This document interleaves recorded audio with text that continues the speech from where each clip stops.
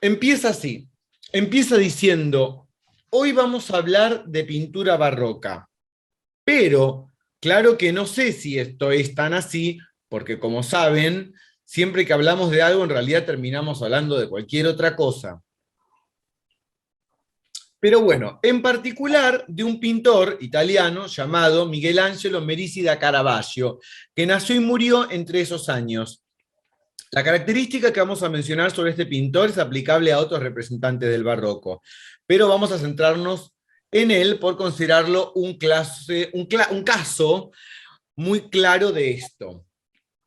Acá tenemos cuadros de Caravaggio, muy famosos, obviamente, porque pertenece a la cultura universal, es decir, occidental, es decir, europea. Así que está por todos lados, está en Wikipedia y es muy fácil acceder a sus imágenes. Pero vamos a quedarnos en particular con este cuadro a modo de ejemplo. Crucifixión de San Pedro, Ah, realizado al óleo sobre lienzo, que tiene esas dimensiones que están ahí, y es del año 1601. Bien, vamos a tomar dos características que suelen decirse de la pintura barroca en general y de Caravaggio en particular, que son el uso de la luz y el dramatismo versus, no versus, barra dinamismo de la imagen, no versus, sino como al contrario, algo que se mezcla, ¿no? Dramatismo, dinamismo de la imagen. Si pensamos en el dramatismo de la imagen, vemos que es inseparable de su dinamismo geométrico, de la inestabilidad de las posiciones de los cuerpos, el uso de la diagonal, la simetría, prolongan una sensación de desgarro, incertidumbre, angustia. Podemos decir que tanto simbólica como emocionalmente, pero también físicamente, hay un elemento muy fuerte que es el de la caída. Caída temida, esperada, posible, soñada. Por otro lado, la luz colabora en producir esta sensación de inestabilidad. Entonces, quiero que, esto es una generalidad lo que estoy diciendo todavía, no es nada tan específico, tan singular, pero quiero que nos detengamos por ahí en una cuestión que es que hay un uso de la luz particular, por un lado, que ya podemos empezar a mirar el cuadro y tratar de sentir cuál es ese uso de la luz. Aunque hayamos leído mucho sobre uso de la luz en Caravaggio y en Barroco, tratemos de volver a mirar el cuadro con inocencia, con ingenuidad, como si no lo hubiéramos visto antes, como si no supiéramos nada. Y también algo del dramatismo barra dinamismo de la imagen. Y esta es una cosa que me interesa, pensar este dramatismo que uno asocia a una característica más bien psicológica, a un dinamismo que es una característica geométrica, es una cuestión física, la diagonal, la simetría, cómo está asociado el carácter emocional de la pieza con algo del carácter morfológico de la pieza, ¿no? Bien. Si comparamos ese uso de la luz con este otro del Renacimiento, vamos a sentir que acá hay estabilidad, homogeneidad, equilibrio, permanencia, quietud, solidez, armonía, comparado con este. Evidentemente, acá la luz, en estos cuadros, nos habla de qué? De su transformabilidad, de su devenir, una luz transitoria o una naturaleza transitoria, perecedera, inestable, vacilante, cambiante, flexible, elástica, plástica, maleable, artificial, características contrarias a las que uno asignaría a Dios. Y lo mismo diríamos de la posición de los cuerpos y el carácter psicológico de la situación, angustiante, frágil, precaria, temporal.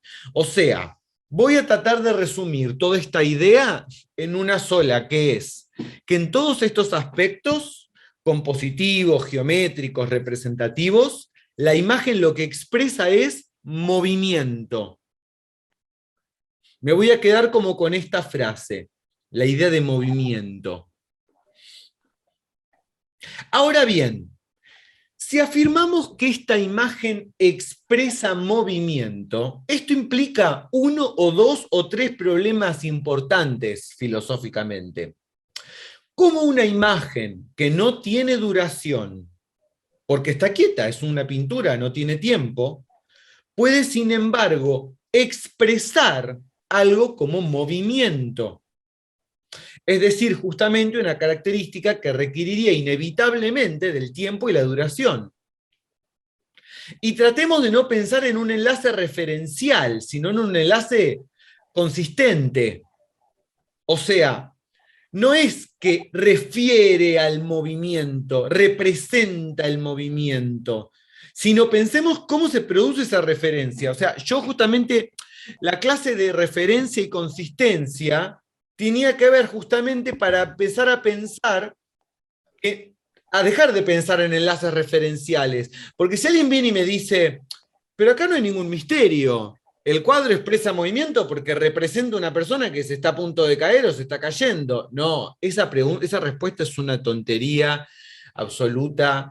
Esa respuesta está mal si cree que Reprobada. está desaprobada esa respuesta. ¿Cómo que representa?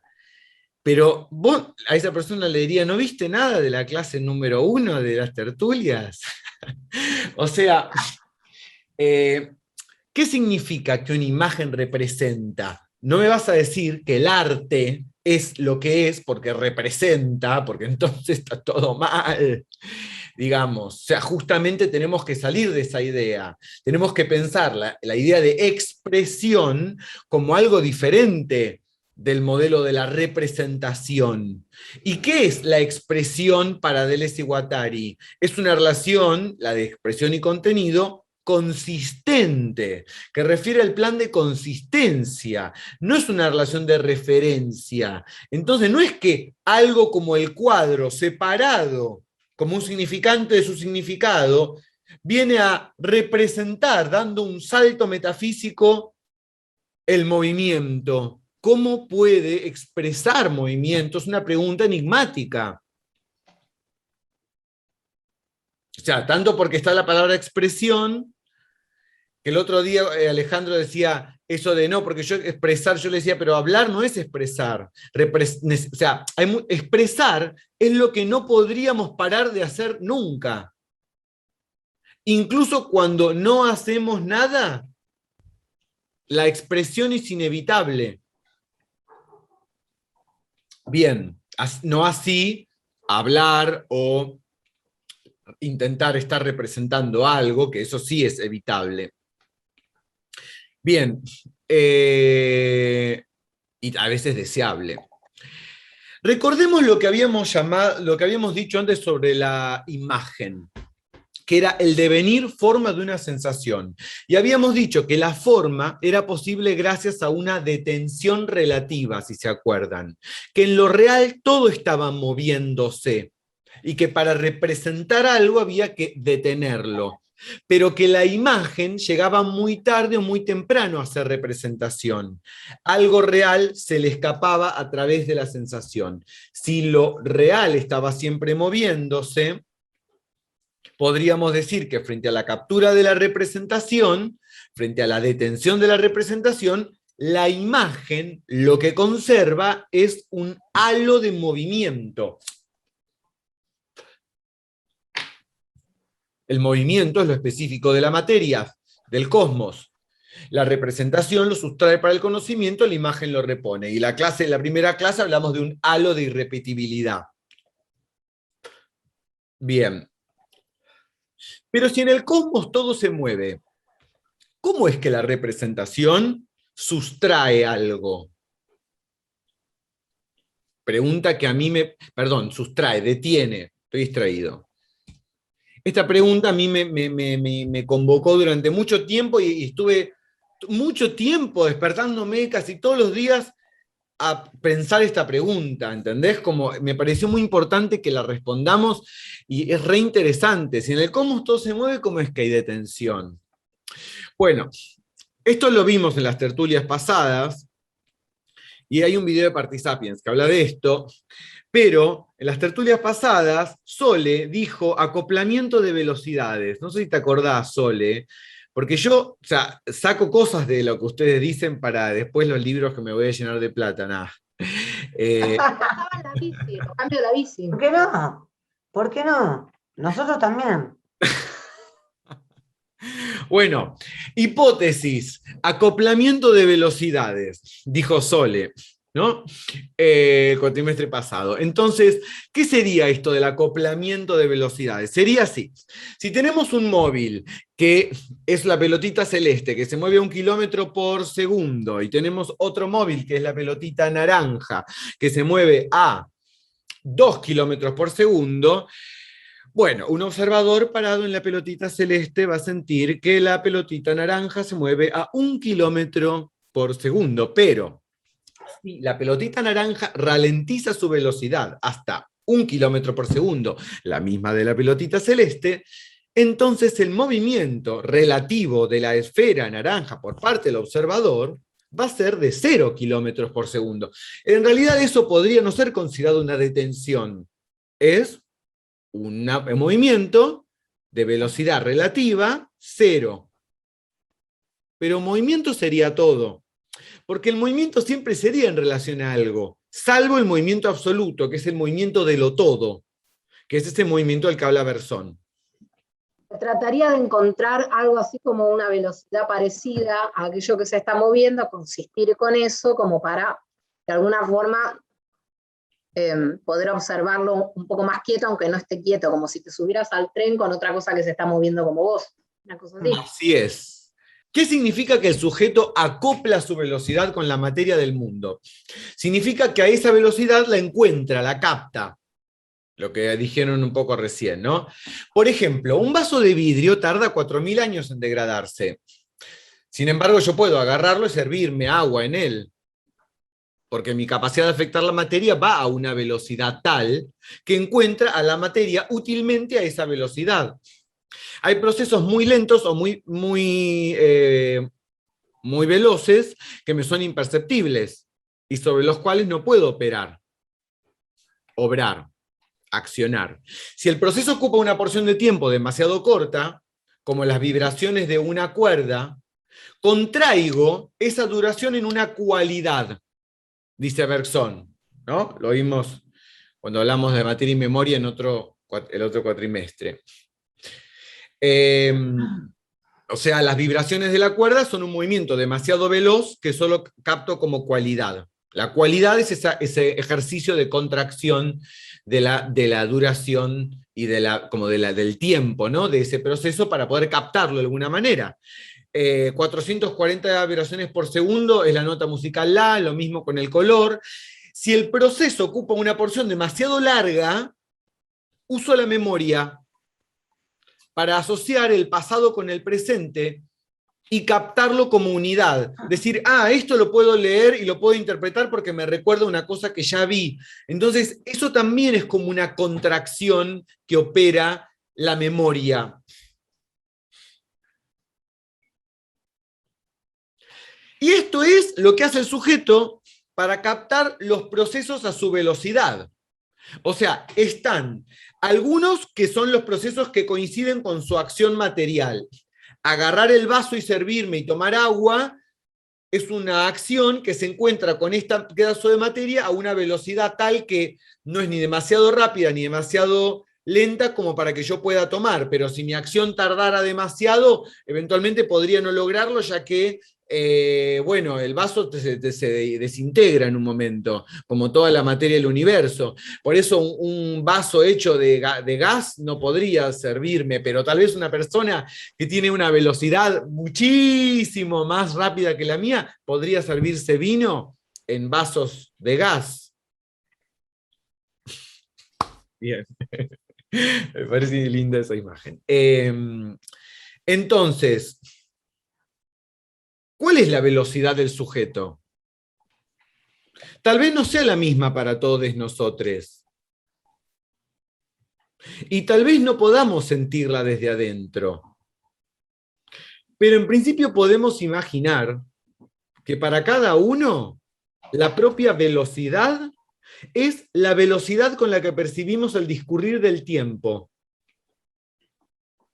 ¿Vieron que todos percibimos que el tiempo va a una velocidad? Que es una especie de velocidad neutra en relación a lo cual lo demás es más rápido o más lento, pero que el tiempo mismo tendría una especie de velocidad cero. ¿Qué tal si esa es la velocidad mía, no la del tiempo. ¿Y acaso la velocidad del pensamiento también tiene algo de eso? ¿No? La velocidad del sujeto. Así, al sujeto le parece que el mundo representado estuviera detenido. En realidad, no está detenido, es que es lo que él agarra a su velocidad. Pero la materia del cosmos siempre se desajusta. Las velocidades se modifican.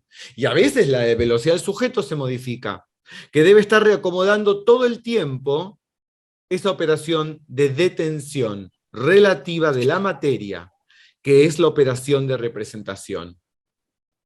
Dentro del sujeto todo parece detenido, aunque aún se mueva, y afuera, muy lejos de mí, todo parece ir a la velocidad de la luz, entre comillas.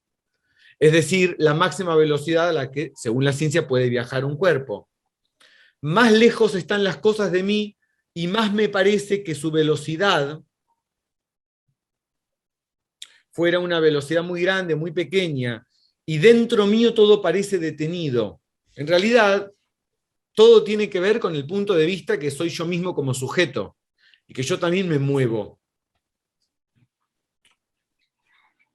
Llamamos imagen a esa percepción que en vías de aislar, retener, detener un pedazo del cosmos para su conocimiento, o sea, para hacer coincidir al mundo con el sujeto, conserva, sin embargo, un halo de movimiento, de desajuste.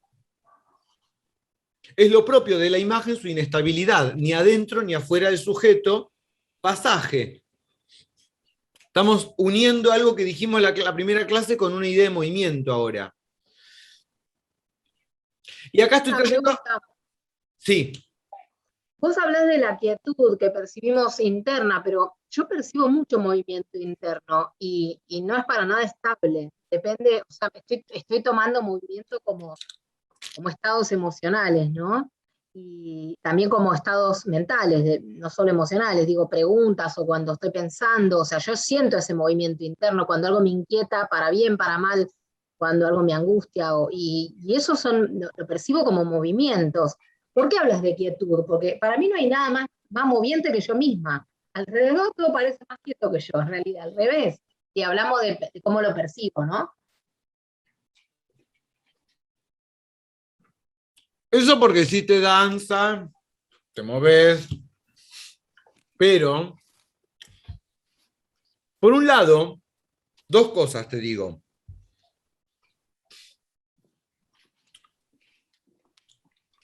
Yo puedo sentir que yo me muevo en relación al espacio, pero adentro mío, ¿no estoy quieto? Es decir, fíjate esto, si yo mismo fuera un lugar, salvo que yo sea partes diferentes, adentro mío haya partes diferentes, entonces detecto que algunas partes se mueven en relación a otras. Pero lo que es concebir el movimiento tal como el ser humano lo concibe el 99% del tiempo, que es como un movimiento relativo, siempre es en relación a un punto de observación que no estaría moviéndose. O sea, la idea de que un movimiento pueda ser captado sin punto de observación, sin punto de vista, es una idea que bordea lo inconcebible para lo humano. Solo a través de una imaginación muy esforzada podemos llegar a tener un tipo de intuición, para usar una palabra bersoniana, una intuición de eso que sería el movimiento sin punto de vista. Pero más bien estamos acostumbradísimos a que el movimiento es algo que se percibe desde un lugar que estaría relativamente quieto respecto a eso que se mueve para que pueda ser captado aquello como movimiento. Entonces, yo puedo detectar, por ejemplo, que mi punto racional es más fijo que mi punto emocional. Entonces, veo pasar frente a mí mis propias emociones mutando, pero ese mí que mira, es ese mí razonable que mira, entonces sería como el punto fijo. O puedo sentir una especie de estado detenido emocional y ver pasar frente a mí la transformación de un pensamiento racional. pero siempre habría una especie de punto de fijeza dentro mío en relación al cual poder apreciar un movimiento. Incluso, a veces yo me muevo por el mundo y adentro mío todo podría estar detenido respecto a mí mismo. Entonces, lo que digo es que ese punto de fijeza relativo, ese punto de fijeza arbitrario, provisorio, en relación al cual detectamos cualquier movimiento, ya sea externo o interno, emocional o racional, ese punto de fijeza es la capital de tu sujeto. Es, de hecho, la punta del sujeto. El sujeto es siempre eso que adentro tuyo estaría ocupando ese lugar provisorio, pero el lugar al fin, de inmovilidad. Como una especie de punto de no movimiento.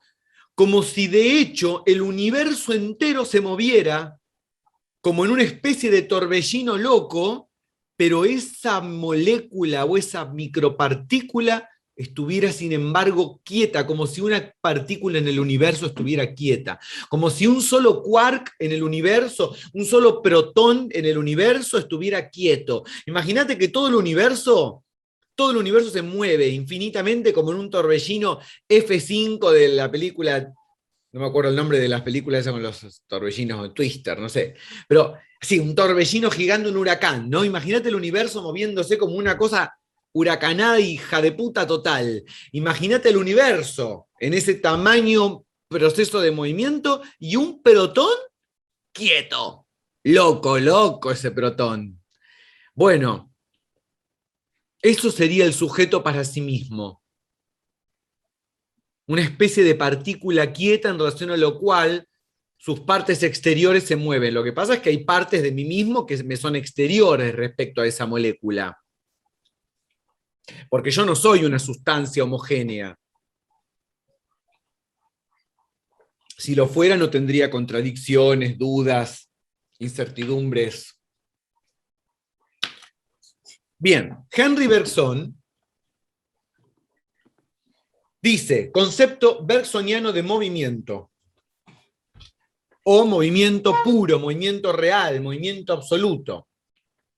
El movimiento no es un atributo de la materia, sino al revés. Esta idea es muy importante. Lo primero que existe es el movimiento, no el cuerpo que se mueve. Es muy loco esto. Es muy loco esto, que el movimiento sea primero. Pero no el movimiento relativo de un cuerpo particular, sino el movimiento del todo continuo, del universo. Para captar esta idea, pensemos en el universo como un todo moviente, donde la sustancia primera es el movimiento mismo, no los cuerpos que se mueven. Lo difícil de poder concebir esta idea es que habría que quitar ese protón inmóvil que es el sujeto, pero si no lo podemos quitar, por lo menos reduzcámoslo a una partícula subatómica.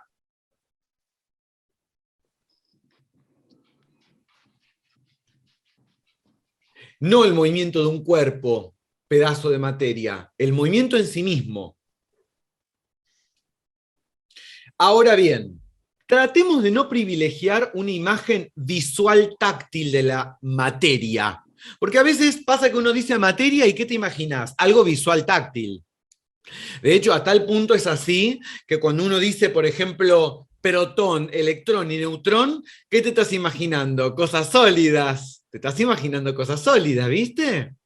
Como somos, pelotitas. Y eso lo dice Simondon en un texto. ¿Por qué pelotitas sólidas? Si sólida es una manera de relacionarse de los átomos. O sea, ¿cómo sería si yo tocara un protón? Imposible, obvio, pero no sería ni sólido, ni líquido, ni gaseoso, ni plasma, ni ningún estado físico de la materia. Tratemos de no privilegiar una idea visual táctil de la materia. Voy a llamar realidad concreta a la realidad visual táctil. ¿Está bien? Entonces, la materia del universo, lo real, el cosmos, el todo, no es siempre concreto, visual táctil. Le corresponden todas las propiedades que son perceptibles y las que no lo son. O sea, el universo, la materia del universo sería táctil, visual, pero sonora, olfativa, gustativa, todo, incluso otras cualidades que son imperceptibles. Por ejemplo, las ondas gravitatorias son imperceptibles.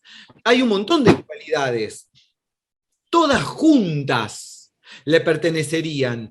Pero quiero que veamos una cosa, la percepción, ¿qué es lo que implica? Implica una separación de las cualidades de la materia, una especie de separación artificiosa, desnaturalizada, desnaturalizante en un punto, porque solamente recibimos de la materia unos trozos que son los que se relacionan con cada uno de nuestros órganos. Como si en lo real no estuvieran unidas esas cosas. ¿Por qué se verían como diferentes? No es que por un lado es visual y por el otro es sonora. Visual y sonora, nosotros, imagínate que es impensable que la materia pueda ser al mismo tiempo visual y sonora. Nosotros tenemos una representación creada de que visual y sonora tendrían que ser siempre dos cualidades que le podrían pertenecer al mismo objeto, pero que siempre como cualidades refieren a aspectos diferentes de la materia. Y por lo tanto como algo que no se cruza uno con el otro. Es casi una casualidad. Solo se cruzan nosotros, los sujetos que estaríamos así dotados de una especie de superpoder, que obviamente no tenemos. Pasa un poco con todo el tema del binarismo, bien, mal, bueno, malo, arte alto, arte bajo. Siempre uno como humano está como dividiendo todo.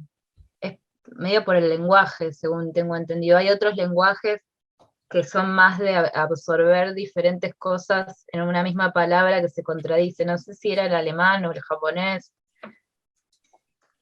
Bueno, mira, acá Bergson, él dice que el lenguaje divide, pero él hace ubicar a esta división antes del lenguaje, ya en la división de los órganos. O sea, ya ahí, de los órganos de percepción, el hecho de que tengamos diferentes órganos de percepción ya contribuye a una separación que luego el lenguaje profundiza y lleva a otro terreno. Entonces, las imágenes de la percepción ya están menguadas en algo, sufren por lo menos una disminución, una mengua, por haber separado cierta cualidad de las demás, de todas las otras perceptibles e imperceptibles. Nuestra imagen completa del universo, pero tal vez no sé si cabría llamarla imagen, porque imagen siempre es un trozo, pero nuestra imagen completa del universo sería dificultosa y acaso imposible, pero sería la que respondería al rompecabezas completo. Cuando decimos planos materiales o soportes materiales, visual, sonoro, táctil, nos referimos a trozos que han sido separados por nuestros órganos de percepción en una especie de, entre comillas, injusticia. Entre comillas, obvio. Aislando ciertas cualidades de las demás. Es decir, no hay que reducir movimiento a desplazamiento o a variaciones únicamente perceptibles por la vista.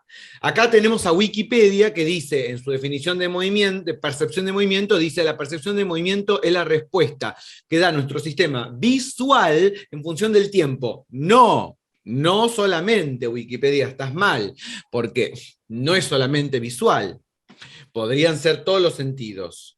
Pero además se diferencia del desplazamiento, porque el desplazamiento es variación de la posición en función de variación del tiempo en un eje de coordenadas. Ahora vamos a ver que el movimiento se desprende incluso de ese eje de coordenadas. No es desplazamiento el movimiento. El desplazamiento es movimiento en relación a algo, es un movimiento relativo. El movimiento de Bergson es un movimiento absoluto. El desplazamiento es siempre imaginado como visual, siempre de un cuerpo en particular, y siempre en función del tiempo y el espacio. Pero para Bergson, el espacio y el tiempo son también creaciones artificiales de la mente. O sea, el espacio y el tiempo homogéneos son una creación artificial de la mente. ¿Para qué? Para proyectar, recordar, imaginar, accionar sobre la materia. Pero el movimiento, en cambio, reuniría los 5 sentidos y más. Sería del todo en su conjunto y no de un cuerpo en particular. Sería sustancia de la materia, no atributo de la materia. O sea, sería sustancia respecto a la materia, ¿no? Sería sustancia primera, no atributo de la materia. Y además, no ocurre en un espacio y tiempo homogéneos. Es incluso previo al espacio y al tiempo homogéneos. ¿Qué pasa? O sea, esto de previo, obviamente hay que tomarlo entre comillas porque no es una anterioridad cronológica, estamos hablando de una anterioridad ontológica. Porque si no, estamos diciendo, nos estamos mordiendo la lengua, la cola, perdón. Nada. Como el Big Bang, ¿no? O sea, el estallido produciría como eso, la materia.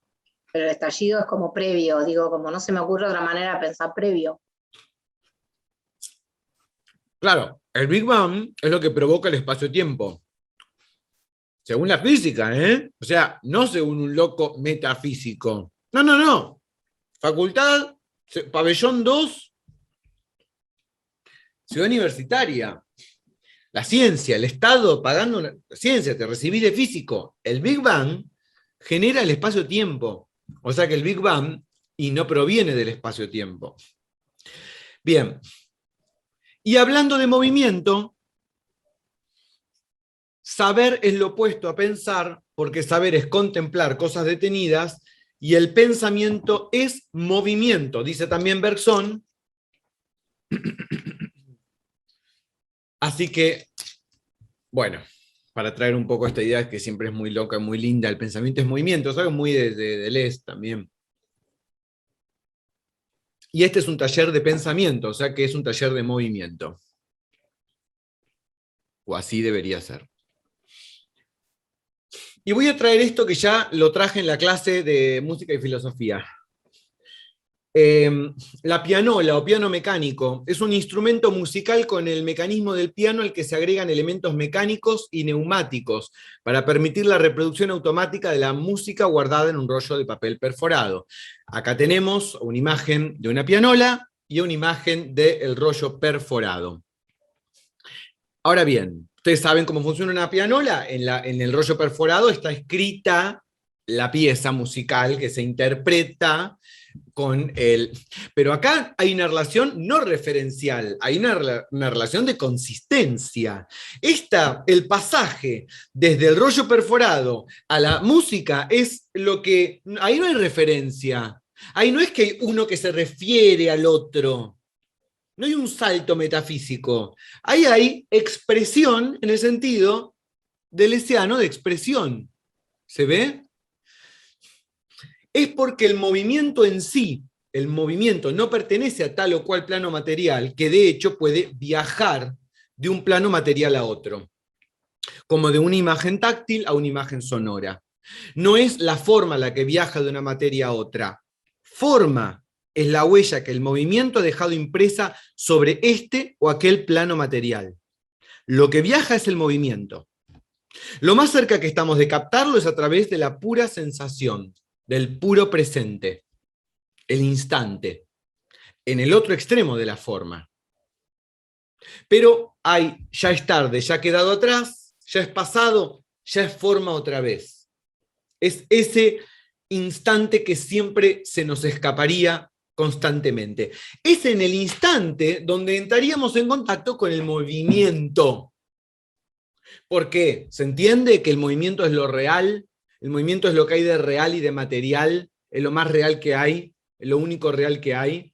Lo sólido, lo gaseoso y lo líquido no es real, real es el movimiento. ¿Y dónde estás en contacto con el movimiento? Si no es en la sensación. ¿Cuándo captás de lo real su movimiento? No me vas a decir que en una representación de desplazamiento, porque eso es como traicionar al movimiento. Tiene que ser en algo que siempre fuera sensible, una montaña rusa, algo que vaya tan rápido que no me permita pensar, puro movimiento, que no llegue a detener la representación. de lo que está pasando. Aunque si la puerta no está del todo cerrada, todavía podemos ver la imagen, el devenir forma de la sensación, el devenir pasado del presente. Se empieza a ver cómo estoy usando a Bergson y a la idea de movimiento para construir una idea de imagen. Entonces, si yo puedo traducir este cuadro en música, palabra, ritmo, danza, cuerpo, acción, es por su movimiento. Porque es el movimiento que pasaría y se expresaría como del rollo de papel a la música en la pianola. Expresando, no representando.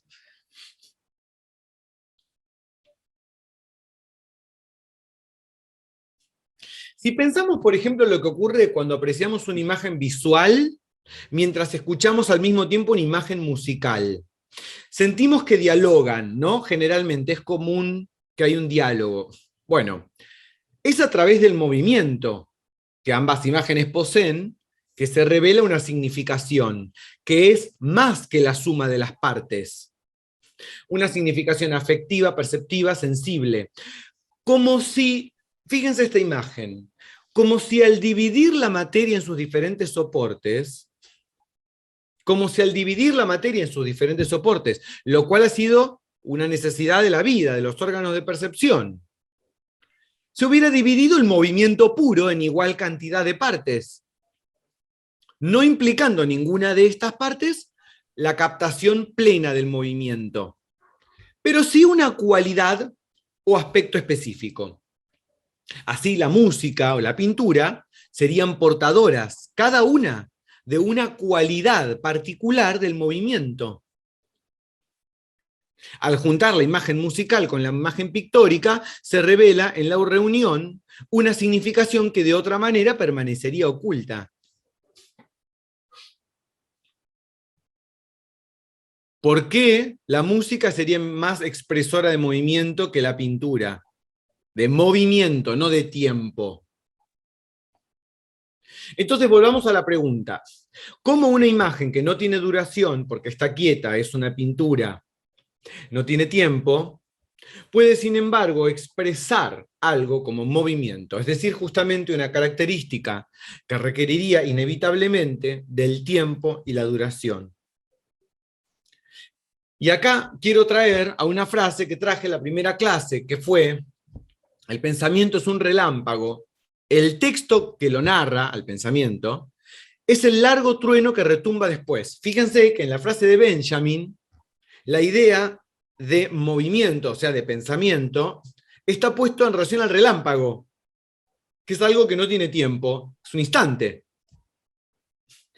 Y luego otra frase de Benjamin: ¿no son las estrellas trazos de luz en el firmamento? Mensajes, mensajes venidos de un tiempo antiquísimo, y no por eso menos actuales en el instante, porque siempre es un instante en el que elevamos los ojos para contemplarlas. Cuando vos mirás las estrellas, ¿qué crees que ves? ¿Algo detenido? No, ves luz moviéndose. ¿Cómo va a ser algo detenido? ¿Y por qué este cuadro lo sería entonces? Entonces vamos a ir a este punto, la gravedad y la luz. Una cuestión muy interesante es que el cuadro se sirve para expresar movimiento, desde el punto de vista físico, de fenómenos lumínicos y gravitatorios. Lumínicos y gravitatorios. Desde el punto de vista físico, por ejemplo, un cuerpo que cae, un cuerpo que está a punto de caer, un rostro que implica cierto esfuerzo, un músculo tenso debido al peso que sostiene, da cuenta del peso. ¿Por qué el rostro está así? Porque está sosteniendo algo, o sea, habla del peso. El músculo está tenso por el peso. La masa siendo traída por la tierra. Incluso si pensamos, ¿por qué una diagonal? ¿Por qué la asimetría nos produce una sensación de inestabilidad? Si no es por la distribución del peso. La línea horizontal y la línea vertical son abstracciones que responden a una cierta relación estable del cuerpo con la gravedad. Por eso la asimetría o la diagonal producen esa sensación. Este cuadro podría pensarse como un estudio sobre la gravedad, como si su tema fuera la gravedad.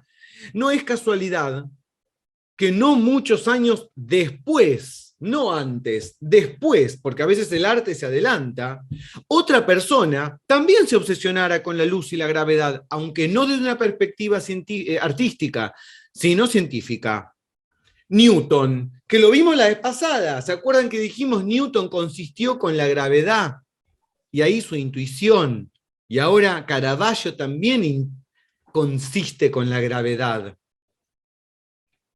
64 años más tarde de pintarse ese cuadro, Newton, como habíamos contado antes, se retira a la casa de su madre luego de haber obtenido el primer título en Cambridge, y fue por esos años cuando cayó la primera manzana que disparó en su mente la idea de la gravitación universal. La misma fuerza que tira de la manzana es la que hace girar a la luna alrededor de la Tierra, concluye Newton. Es decir, no hay una fuerza especial para los astros y otra para las manzanas. La fuerza que mueve la luna alrededor de la Tierra es exactamente la misma que hace caer la piedra del suelo, la gravitación. Además de este descubrimiento, Newton fue conocido por su trabajo sobre la luz, otro tema del barroco. ¡Qué casualidad! Newton trabajó intensamente en esos años en problemas relacionados con la óptica y la naturaleza de la luz. Fue quien demostró que la luz blanca estaba formada por una banda de colores que podían separarse a través de un prisma. Eso fue Newton. Y los experimentos sobre la luz le llevaron a formular la teoría de los corpúsculos, que fue criticada en la época, pero que hoy en día forma parte de la idea de que la luz tiene un carácter dual. Pero la parte de los corpúsculos la trae Newton. Ya existía antes la idea de que la luz se propagaba por ondas. Bien, coinciden las preocupaciones de Newton con las preocupaciones del barroco, casi a la misma época. Es decir, que los grandes temas de la física de Newton son la gravedad y la luz, y no casualmente son las preocupaciones de esta pintura. Esta relación la podemos pensar de esta manera. A partir del ingreso en la modernidad, luego de la caída de la hegemonía del paradigma cristiano medieval, los fenómenos físicos del universo dejan de ser vistos, tanto desde el punto de vista racional como desde el punto de vista estético, como manifestaciones de Dios. Los fenómenos físicos del universo dejan de ser vistos tanto estéticamente como racionalmente, dejan de ser vistos como manifestaciones de Dios. Y entonces, ¿qué pasa con eso? Emerge la transformabilidad de la naturaleza. Aquello que antes era considerado diabólico. Emerge el devenir. Es interesante porque, o sea, estoy tratando de hacer una especie de lectura de cómo pensar algo del barroco,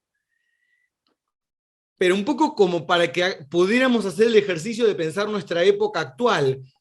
¿Con qué estamos consistiendo nosotros hoy? ¿Qué dioses están muriendo? ¿Qué movimientos estamos captando? Que son casi coextensivos con movimientos que por ahí se detectan en otras esferas que no son el arte, pero por ahí con un delay de 100 años, 100, no sé, o 60. Aparece una naturaleza transitoria, perecedera, inestable, vacilante, cambiante, flexible, elástica, plástica, maleable, artificial, frágil, precaria, angustiante, heterogénea, temporal, características contrarias a las que uno asignaría a Dios: homogeneidad, equilibrio, permanencia, quietud, solidez, armonía. El movimiento en sí, que era un tema casi prohibido en la Edad Media, se convierte en una de las grandes obsesiones de la modernidad. Desde este cuadro hasta el automóvil, una línea continua. Esto es captado por el arte y por la ciencia casi al mismo tiempo.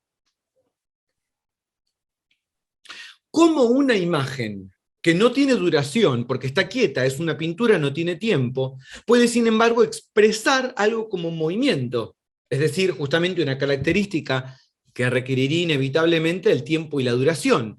Estoy haciendo un ejercicio casi mántrico, de repetir una y otra vez la misma pregunta que es un poco como hablan los oráculos, repiten las preguntas, una especie de ritual que es común en las cuestiones medio... ¿Por qué? Porque es un enigma.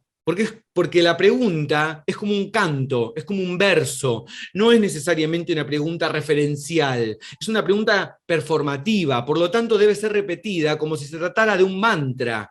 Nunca sé la respuesta, se me escapa todo el tiempo. Esto es pensar filosóficamente, pensar el enigma, lo enigmático, mantener vivo el enigma, repetirse la pregunta como en un enigma, no querer referenciar la pregunta. Voy a dar un salto loco. En el año 387, los antes de Cristo, re lejos, los galos invaden Roma. ¿Qué? Sí, bueno, paren. Toman la ciudad por sorpresa durante una noche y cometen el saqueo más grande de que se tiene registro. Este episodio se conoce como la Batalla de Lalia. Durante el asalto, los invasores prendieron fuego cientos de pergaminos y documentos, así que la historia de Roma, antes de esa fecha, es mitad reconstrucción y mitad leyenda. Mientras la ciudad era tomada, los funcionarios romanos corrieron a las colinas y algunos de los más importantes se refugiaron en el Monte Capitolio, una de las 7 colinas de Roma. Atrincherados en las colinas, sin víveres ni agua, los romanos invocaban a los dioses en espera de su intervención, pero ninguno aparecía. Los galos, mientras tanto, irrumpen en casas y negocios, asesinando a quienes no habían logrado escapar. Una madrugada, debilitados por alguna enfermedad infecciosa, debido a los cientos de muertos que yacían sin enterrar en las calles, y quizá anticipándose a la posibilidad de un contraataque, deciden asaltar el Capitolio durante la madrugada, esperando encontrar a todos dormidos. Fueron tan sigilosos los galos que ni siquiera los perros se despertaron. La derrota absoluta de Roma era inminente, pero he aquí que en esa misma colina se encontraba un templo consagrado a Juno, y dice el mito que esta diosa se percató de que los galos se aproximaban y despertó a los gansos consagrados, a los gansos consagrados a ella que vivían en el templo. Los gansos comenzaron a graznar desesperadamente y todos se despertaron sobresaltados, creyendo que el sonido era emitido por criaturas sobrenaturales, y se pusieron en guardia inmediatamente. Los galos, débiles y enfermos como estaban, fueron emboscados y vencidos. Roma fue recuperada gracias a los gansos y Juno fue nombrada su guardiana. Desde entonces, los enviados de la diosa se convirtieron en mensajeros de todo tipo de desgracias y catástrofes. Y estoy subrayando la palabra mensajero, ya van a ver por qué luego.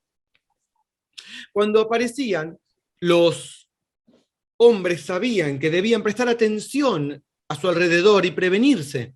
Algo inesperado estaba a punto de ocurrir. A estos enviados se les llamó monstruos. No es que el monstruo, monstrum, atrae la catástrofe, ni es él mismo la catástrofe. Simplemente es quien nos advierte sobre ella si sabemos escuchar. El monstruo es el mensajero de lo indeterminado, de lo incontrolable, el profeta del enigma, de lo irrepresentable, de la muerte, de lo que ha de ser descifrado, lo extraño, lo oracular, el peligro, la zona imprecisa, indefinida, confusa, ambigua, amenazante, lo temible e inminente, lo oscuro, la aventura. En el siglo II después de Cristo, 500 años más tarde, un gramático romano llamado Sextus Pompeius Festus escribe un diccionario donde aparece el significado y el origen de muchas palabras, ¿no? De significatione verborum, del significado de las palabras. Y en la entrada correspondiente a la palabra monstrum, vemos que viene de monstrare, mostrar. El que muestra es el monstruo. El que muestra el designio de lo incierto. A su vez, monstrare ya viene de monere, que significa avisar, advertir, de donde viene mente, memoria, mensaje, monumento, moneda. Y en esta misma entrada de su diccionario, Sextus Pompeius Festus escribe la famosa frase: monstrum quod monstrat futurum et monet voluntatem deorum. Monstruo el que muestra el futuro y avisa la voluntad de los dioses. El monstruo aparece, irrumpe, entra en escena. Un monstruo es en principio una interrupción, una transgresión a la estructura, la deformación repentina de una realidad que creíamos ordenada. Monstrat futurum monet et voluntatem deorum. Lo que nosotros llamamos una imagen es siempre una imagen monstruosa. Acá falta un et en este lugar, pero no importa. Lo que estudiamos en estas tertulias sobre la imagen es su monstruosidad. Lo que la imagen muestra no es lo mismo que decir simplemente su irrepresentabilidad. No es un ruido simplemente. Un ruido, me pienso en la imagen de la película esta, ¿cómo se llama la de la nena? Poltergeist. En Poltergeist, la nena se queda mirando la estática de la televisión. Ahí que tenemos un ruido, un irrepresentable. Pero la nena ve algo más que ruido. La nena oye el otro mundo. Es decir, hay doble movimiento. Está lo irrepresentable, pero también está el presagio que viene a través de ese irrepresentable. En ese sentido, lo que muestra el monstruo es lo que todavía no se ha representado. Por eso nos da miedo. ¿Qué muestra la imagen? No es la misma pregunta que qué representa. Mostrar es lo que hacen los monstruos. Se muestra el futuro, es decir, la muerte, lo indeterminado, un vaticinio. Representar, en cambio, es lo que hacemos con el pasado. El pensamiento hace la diferencia, pero la diferencia es el monstruo, dice Deleuze. ¿Qué nos muestra el cuadro de Caravaggio? ¿Cuál es su monstruosidad? Su revelación profética. Y vuelvo a la pregunta: ¿cómo una imagen que no tiene duración, porque está quieta, es una pintura, no tiene tiempo, puede sin embargo expresar algo como movimiento, es decir, justamente una característica que requeriría inevitablemente del tiempo y la duración? Pero ¿qué significa durar? Si con Bergson aceptamos la idea de que el espacio y el tiempo homogéneos, subtendidos bajo el movimiento, espacio y tiempo homogéneos, subtendidos bajo el movimiento, son una ilusión de la mente, una creación artificial creada para poder proyectar nuestro obrar en el mundo, entonces podemos imaginar que existen por lo menos dos significados diferentes, casi opuestos, de la palabra duración. A ver, ¿qué es durar?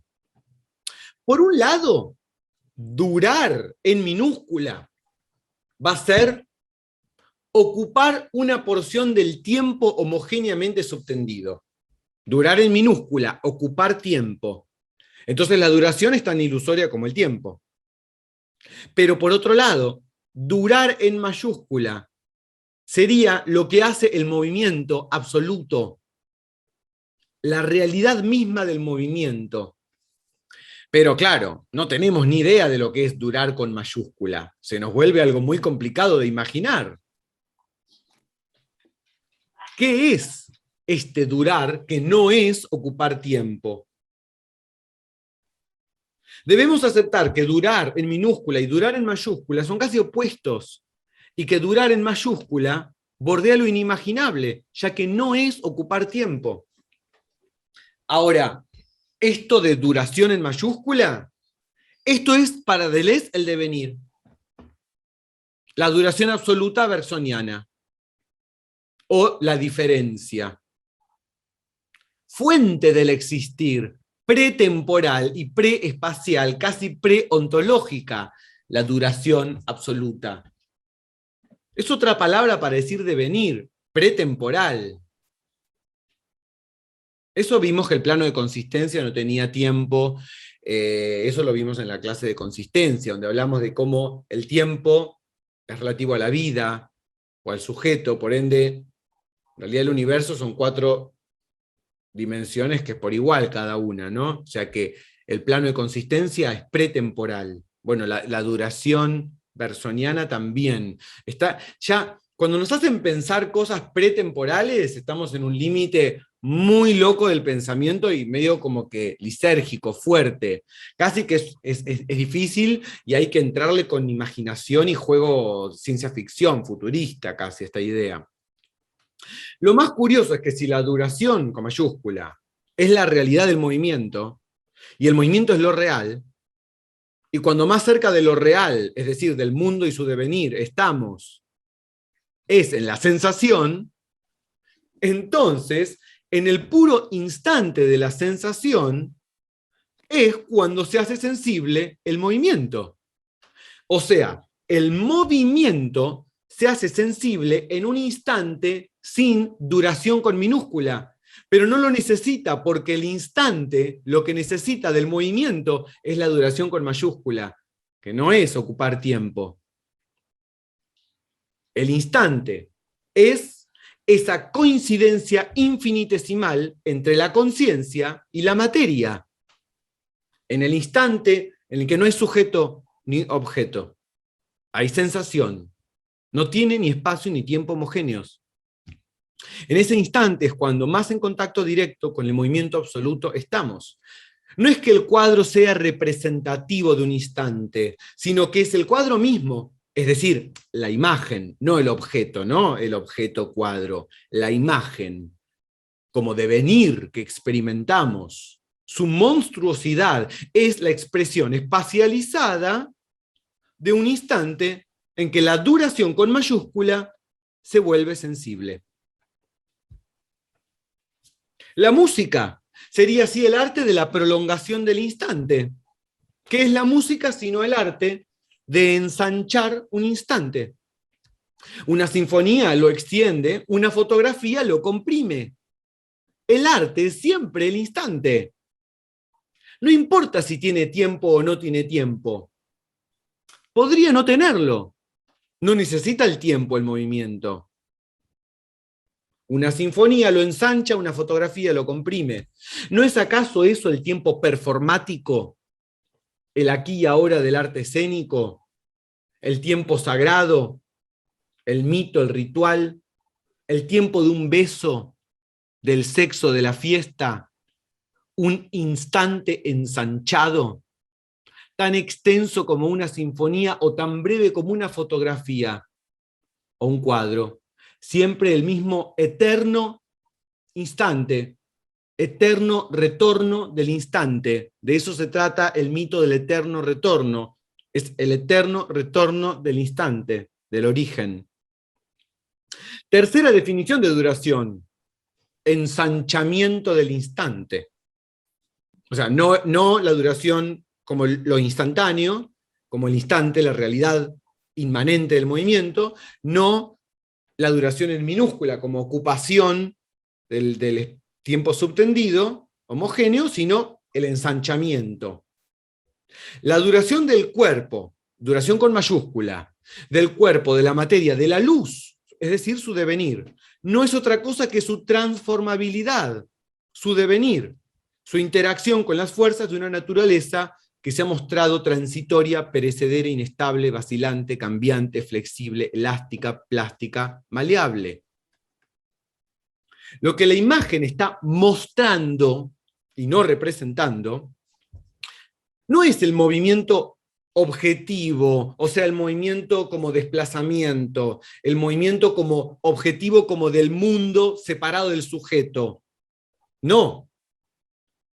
No es un instante cualquiera tampoco. Es un instante en particular. Es el que señala, ¿qué cosa?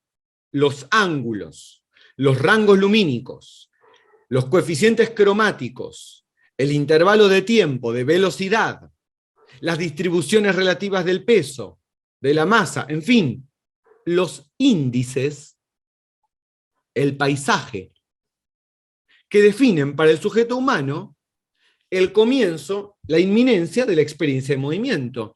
Es un paisaje de coeficientes, lo que estamos viendo, que son los que definen para el ser humano una experiencia. Es el instante en que el sujeto se encuentra con el movimiento, como mi mano con el vaso de vidrio. Tal vez la novedad de la imagen no esté en que muestra una cosa nueva al mismo sujeto. Viste que a veces dice, ¿cuál es la novedad del barroco? Como si hubiera un sujeto trascendental, histórico, tal vez que es el mismo. Tal vez el cuadro o el barroco no muestra nada nuevo en términos objetivos. O sí, pero no es lo más importante. Lo importante es que nos muestra, como en un espejo, al nuevo sujeto. A un sujeto que ha cambiado su paisaje, ha cambiado sus índices, su percepción de movimiento. ¿Qué tal si es el sujeto lo que ha cambiado? Y hay por eso un nuevo paisaje y un arte que nos muestra este nuevo paisaje.